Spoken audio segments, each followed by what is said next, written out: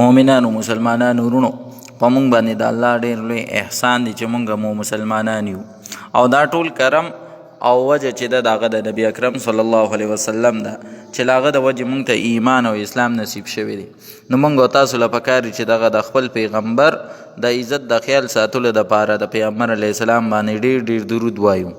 د درود ویلو په احادیثو مبارکو کې ډېر لوی فضیلت راغلی دی. د ترمذي شریف حدیث دی، پیغمبر علیه السلام مبارک فرمای وی د قیامت په ورځ به هغه انسان ما ته ډېر نږدې وي څوک چې په ما باندې ډېر ډېر درودونه لولي.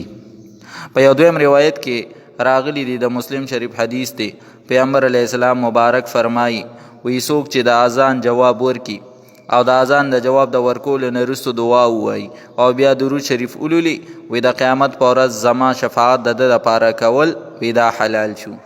په یو بل روایت کې راغلی دی، پیغمبر علیه السلام مبارک فرمای وی کم سړی چې په ما باندې یو ځل درود مبارک ولولي الله به دله 10 درجې بلندې کي، 10 ګناهونه به ورته معاف کي او 10 نیکۍ به ورته عملنامه کې ولیکلی شي.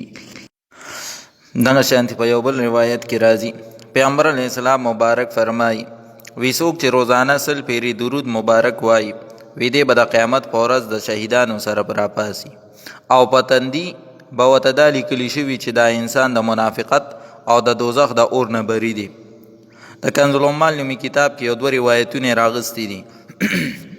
فرمای وی ای پیغمبر علیه السلام مبارک فرمای وی په ما باندې ډېر ډېر درود وایه ځکه زما باره کې به درنه په قبر کې تپوس کولی شي. او بل حدیث مبارک کې را دي وی څوک چې غواړي د هغه اعمال دی په تله د میزان کې ډېر وزني شي او درانه دي شي وی دله پکار چې درود مبارک دی وی. نو د دې ټولو روایتونو نه دا معلومیږي چې درود مبارک ډېر لوی فضیلت دی. الله دې موږ له په دې خبرو د عمل کولو توفیق راکړي. واخر دعوانا ان الحمد لله رب العالمین.